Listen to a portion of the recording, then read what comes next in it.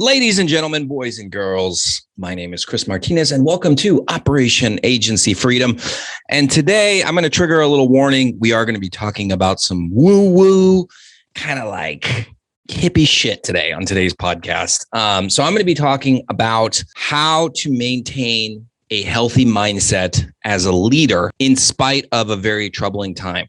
So obviously the world has been going through a difficult thing over the past year, with the coronavirus pandemic. It's impacted all of us, whether you like it or not. It's impacted all of us.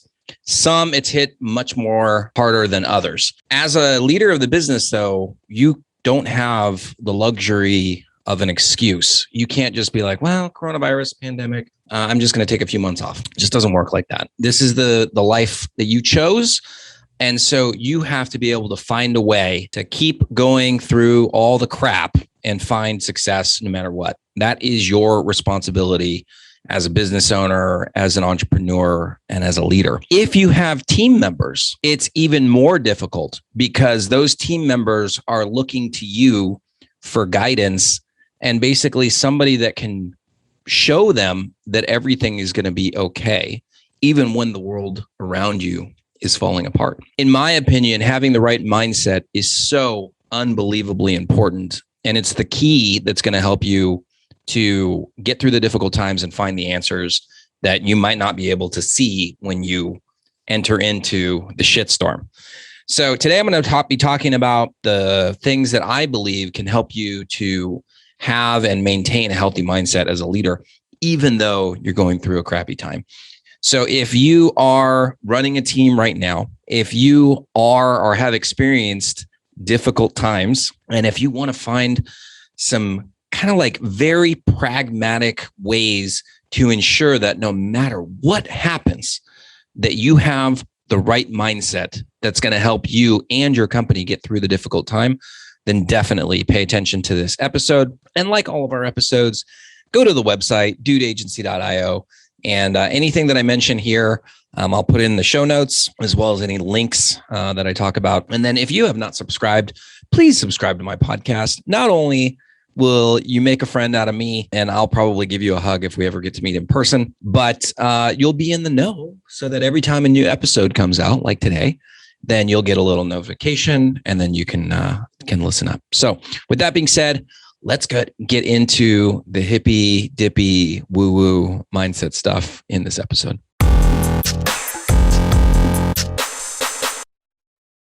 All right, guys, welcome back. And we are going to talk about how to maintain a healthy mindset as a leader in spite of a very troubling time. And obviously, all of us, we've been going through the coronavirus pandemic. If you're somebody who doesn't think that it's real or you think that it's like the flu, you can just turn off this podcast and go fuck yourself, because I know many, many people who've been hit hard. We did have a team member who lost her mom, her aunt, and her uncle all to the coronavirus just last year. And it's very, very difficult. And we also have a friend who's a doctor, and she saw so many people die, and not just die, but like die in pain and just like agony and suffering. And it's not, something that we want to see other people go through. So I don't know what your own history is, but growing up, like I had a lot of challenges that I had to deal with too. So I know firsthand that I did not have the right mindset to deal with difficult situations.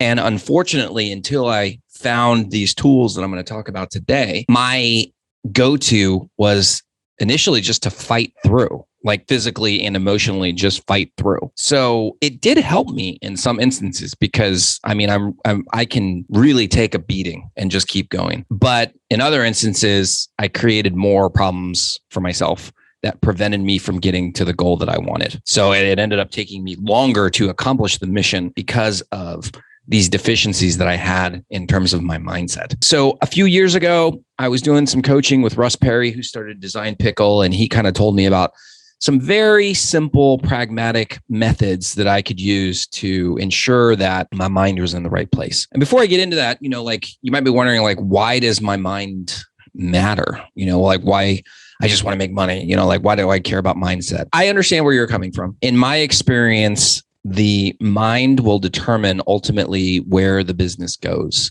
And so if you have limiting beliefs or you have difficulty managing your emotions, then ultimately you are not going to be making the right decisions and the right decisions that need to be made in that moment. The good part is that this is a skill that anybody can develop. Yes, there are certain people, whether through their own experiences or genetically, they are able to manage difficult times better than others. I remember one time I was at this, I'm not like a prepper or anything, but a buddy of mine was going to see this guy speak. He was a Green Beret and it was $20. I was like, yeah, I'll hear what this guy has to talk about. And it was mainly an hour or 2 hours of this guy just telling war stories to all these people. But there was like one thing that he said that really stuck with me because, this guy, he's had many people die. His friends have died in combat. He's, killed probably hundreds of people. Who knows how many people he's killed himself. That was his job. He was a soldier. And so he had a philosophy that he had developed over time after being in these really, really extreme circumstances where he would say in any life or death situation, you have 10% of the people that they're just not wired to be able to manage the difficulty of the situation. And they literally will end up killing themselves. So like if there was a burning building, like these people's brains say, go run into the building. This really does happen. They'll run into the building and they'll end up burning to death. That's what their brain told them to do. You have another like 80% of the people where it's very just kind of luck. They have some skills. They don't have all the tools to be able to manage any difficult situation. And so these folks, if they get lucky, ultimately, then they're going to survive the situation. If they, if the cards don't fall their way, then they die. And that's like 80%. So we have the 10% that kill themselves. We have 80% where it's kind of a coin toss. And then you have the other 10%. And these are like the warriors. These are the ones who will survive anything. Like, it doesn't matter what happens. These people are going to find a way to make it. And I believe that in a big part of it, you can control, what segment of that you want to fall into. So I want to be in the 10%. So I focus on always finding ways that I can fine tune my mind and my body so that I'm always able to survive any situation. So with that being said, let's talk about some of these things that my buddy Russ taught me and that I've been able to do over the past few years that have helped me to get my mind right. And now obviously I have a big team. I didn't always have a big team. I didn't come from anything. Like I started this business from nothing. So it's not, I'm not saying things that only I can do or that a small minority of people can do. These are things that everybody can do. And if you have a team right now, I'm telling you, it is so unbelievably important that you have the right mindset, because even when you're not aware of it or conscious of it, your team members are looking at you and they're looking at the way that you respond to conflict. And the way that you are speaking to other people, the tone of voice that you use, your body language, your team members are constantly looking to you. And if your team members sense that there is trouble, then that emotion that you might be feeling is going to be amplified in your team members by like 10. So you got to get your mind right, especially if you're leading a team. So anyways, the first thing, taking care of your body. So I love to exercise. I am decent on the nutrition side. I do like the candy, but other than that, like working out and eating right has just been something that I've always been able to do. Like I grew up playing sports. I love being active. And I knew that for a long time, that a way that I can decompress or de-stress is through exercise. So if I'm angry about something, no matter what time of the day it is, it's not uncommon for me to go work out for a little bit and then de-stress. I have been injured a couple times though, where I couldn't work out. I've torn both of my Achilles tendons.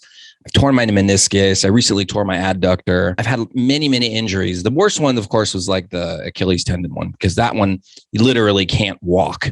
So it was hard for me to get around. It was hard for me to get to the gym. I was the guy, after my second Achilles surgery, I was the guy who was in the gym on crutches, just, doing anything where I was just like sitting because I couldn't stand up. So, but I wasn't able to work out for probably 2 or 3 weeks in the gym, but that's my go-to. If you're not inclined for fitness, it doesn't matter like what you're doing. Like you can do a CrossFit workout, you can do a walk, you can do yoga. It doesn't matter. You just need to get your body moving the right way. And on the nutrition side, something that I do every day is I do a green smoothie. So I make sure that I have the nutrition side of it. It's a very easy thing. So just get up, move your body around for at least 20 minutes a day, whether that be a walk, whether that be going to the gym and lifting weights, whether that be a martial arts class, dance, whatever it is, move your body every single day and then eat right. Do the green smoothie is an easy way. So that's the first tip that I have. The second one is specifically related to your mindset. And this was something that I avoided for a very long time because I thought, I don't need that shit. So the first one is meditation. So that what I just talked about was your physical body. The next thing is the mindset, actually working on your emotional state and making sure that that's optimal. So what I do every day is I meditate. I use an app called Headspace. There's a few meditation apps out there. I just like the Headspace one. It's like $100 for the year or $80 for the year, or maybe $10 a month. Like they have the different payment options. I started out with 5 minutes and now I do 20 minutes a day. And I thought that the 5 minutes would be painful. For me, it was actually pretty easy to get through the 5 minutes. And then I upped it up to like 7 minutes and then 10 minutes. And eventually I worked my way up to 20. I hated the idea of meditation. I thought it was stupid. I was like, why do I need to do this? I'm not some fucking hippie. Like, I'm not going to, sit in some weird position facing the moonlight or whatever. It's just not me. And then after months and months of avoiding it and not making progress in my life, I was like, well, what do I got to lose? I'll give this a shot for X amount of months and I'll really just go all in and I'll see what happens. Well, I mean, it was pretty game changing right away. The way that I describe meditation for me is that as an entrepreneur, you've constantly got things going on. So there's things always happening around you, work related, employee related, finance related, and then you got relationships with people too that are going crazy. It's a lot. It's just a lot to deal with. And I'm sure as an entrepreneur, you're shaking your head because you're like, God damn, there's so much fucking shit going on. What meditation does for me is it gives me a chance to just kind of turn off my brain for a minute and reset and get all the crap out of my consciousness so that I can focus on what's important and what matters. So I'm almost like wiping off a chalkboard. And I do this every morning before I wake up. I get up really early. I get up at like 4:30 in the morning. So I'll do my meditation every day. And I've basically wiped the slate clean for that day and reset my mind so that I can focus on the direction that I really need to go that day. That's what I feel like meditation does for me. Might be a different experience for you, but I think it's one of the most important things that you can do for your mindset. The second thing that I do, and this is literally right after I do my meditation, is I journal. So I'm actually, writing is pretty easy for me, but the idea of writing a journal also something I thought was completely stupid. I didn't want to do it. I found this thing called the 5-minute journal, and it's just a little, it's a little book. You can get it on Amazon for like $6. And so in the 5-minute journal, it gives you prompts. And if I remember it correctly, the first thing it says, what are you grateful for? So I just write in, it gives you like 3 lines and you just write in 3 things that you're grateful for. Then I think it says, what would make today a great day? So this is where you can be very intentional about what your goals are for that day. How many of us start the day and we're just reactive? We're not, and then we don't end up getting to the things that we want to focus on. Every day I write in the 3 things that I want to accomplish that day. Usually it's like 1 or 2 business things and then 1 other like personal thing. So maybe it's, go for a run, so like I'm coming back from an injury right now. So I wanted to go for a 10-minute run just to get my legs ready. I'm not 100% back to normal. So that was one of my goals, right? It doesn't have to be some crazy goal. It should be a very realistic goal. But every day I'm intentional. So that's like the second prompt. And then I think it goes into affirmations. So positive affirmations, like, I'm $1 million CEO or something like that. Whatever it is, you go through your affirmations and then you go into what happened, what was great that happened yesterday. So you're reflecting on all the great things that happened yesterday. This is really, really important because far too often we focus on the negative and we don't recognize all the great things that happen. Easy thing to do is just look back to yesterday and say, hey, did I accomplish all 3 of these goals? Perfect. Those are the 3 best things that happened yesterday. Really, really easy. So now you're in this positive mindset. You cleaned the slate and now you've journaled and you're thinking about all the great things that are happening and you're thinking about the 3 things that you're going to accomplish today that are going to make your day an amazing day. Automatically, that's going to put you in the right mindset.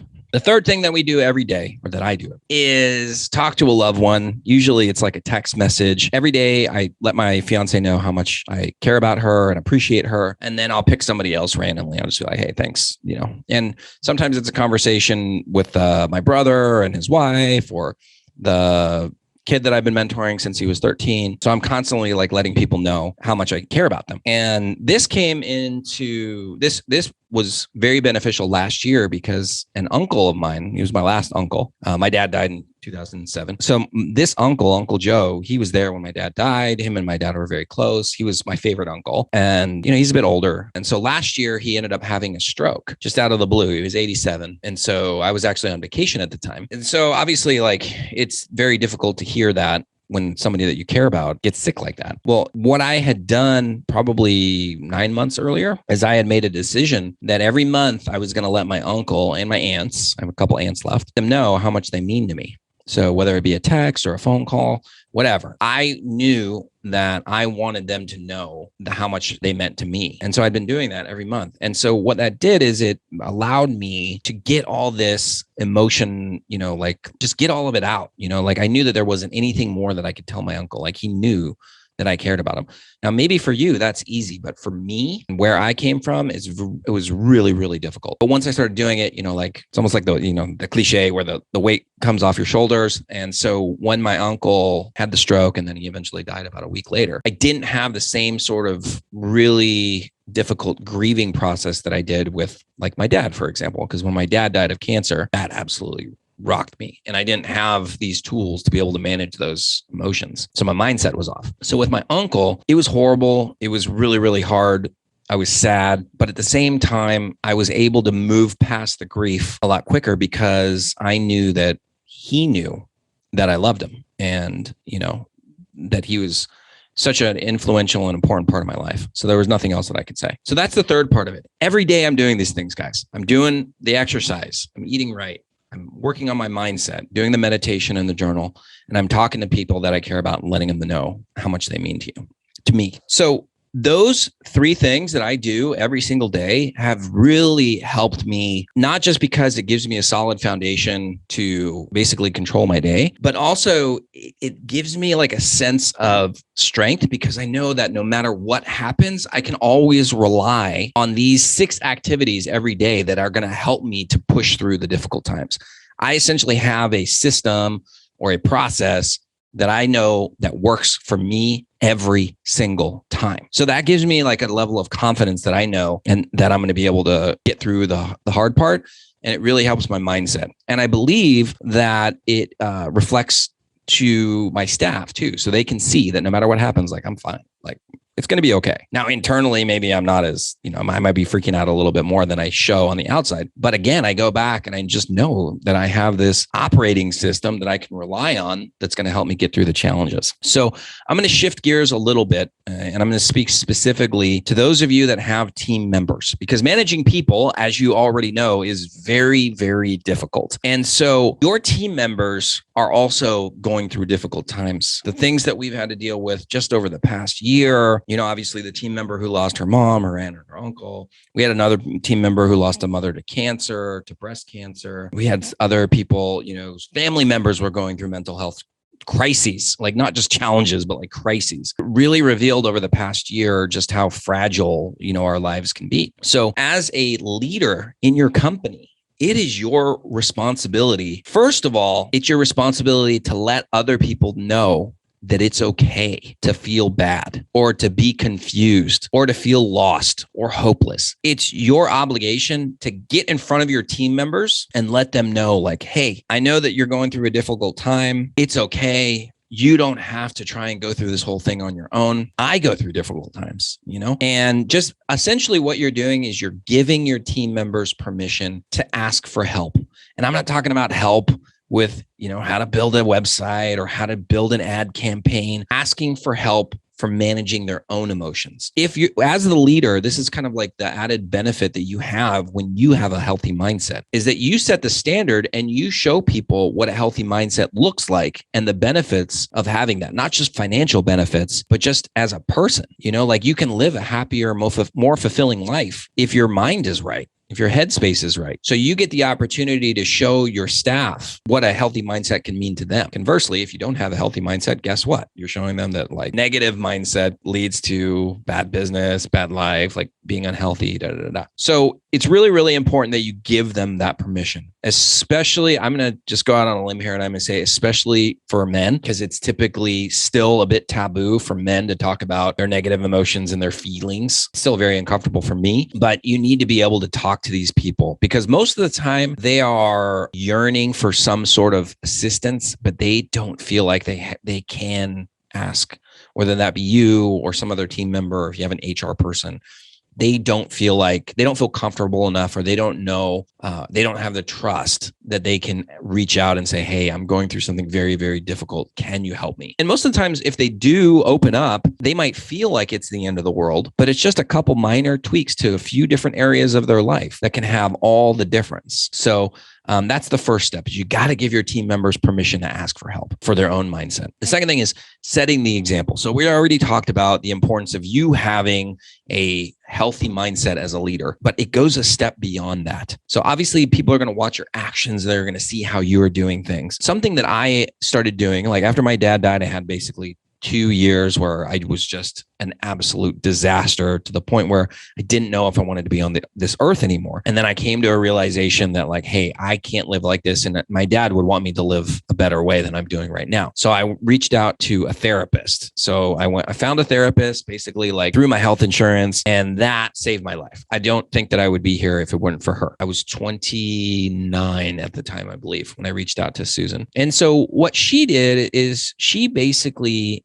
gave me tools to manage these emotions. These tools I did not have prior to meeting her. Some of you guys, maybe you had great parents, maybe you had experiences with therapy, and so you have these tools already, but what I see is many of us do not. So how does this relate to my staff? Well, I talk about therapy to my staff all the time. So we have a once a week stand-up meeting. Everybody's on the call. I'm always talking about the importance of therapy and what it's meant to my life. So even without saying like, hey, you guys should go to therapy, I'm letting people know through my examples of myself that it's okay to go and ask for help. And that really does set the stage, sets the example for everybody else. Like, hey, Chris is this 6 foot tall, 215 pound giant monster of a guy. But if he can go to therapy, then why should I be afraid to go?